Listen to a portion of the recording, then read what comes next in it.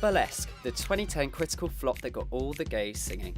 It's no secret that Burlesque was a bit of a critical dive, to say the least. You're kidding, right?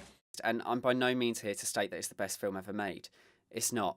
However, I do believe that the critical reception it received is influenced by the fact its style is unapologetically camp, something which mainstream audiences aren't entirely used to. But that doesn't automatically make the film a bad one.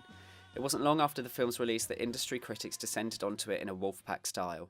Writing for The Guardian back in 2010, Peter Bradshaw said, Cher and Christina Aguilera co-star in a gruesome sub-cabaret musical. After a few hours of this film, I felt like going back alone to my room and experimentally testing out the strength of the noose I'd attached to the light fitting. Honey, I should wash your mouth out with Jägermeister. And at the Razzie Awards, poor Cher was nominated for Worst Supporting Actress. To be perfectly honest, I haven't got a goddamn clue. Sure, her performance was never going to win her an Oscar, but the woman can barely move her face, for God's sake. I've been pushed way past the point of breaking. Does that make the film an awful one? No. What the film lacks for in Cher's acting ability, it by far makes up for in production design and spectacle.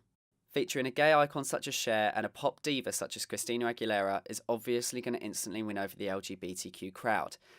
Not only that, but 2010 wasn't the easiest of years for the gay community after a call for a ban on LGBTQ teachers in the US and a rise in homophobic hate crimes.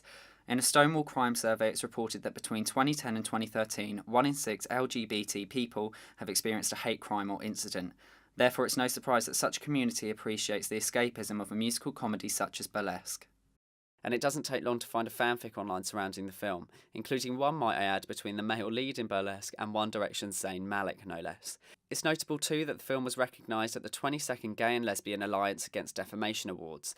Not only that, but was in fact nominated for Outstanding Film of the Year. So my question is, how is it that a film can be so greatly received by one community, yet so outwardly shunned in the mainstream market? Mother of God. The film itself is every gay stereotype you could imagine. Jazz hands, sequins, musical numbers, the lot. But should that mean that as a standalone film it's not to be taken as seriously? No. And is the film industry trying to tell us that these films don't have a place for critical acclaim due to this? When thinking of LGBT films with mainstream success, there are 3 main ones which come to mind: Brokeback Mountain, Carol, and The Danish Girl. Not only do they have the similarity of including LGBTQ characters, but they actually have something far more shocking in common. None of these films feature a feminine or camp gay male character, a type of person that's extremely common in our society. In queer cinema, Richard Dyer states, queers were that type of person that everyone knew about, yet mainstream media didn't mention. Isn't it about time the mainstream film industry started mentioning, or at least recognising those mentioned?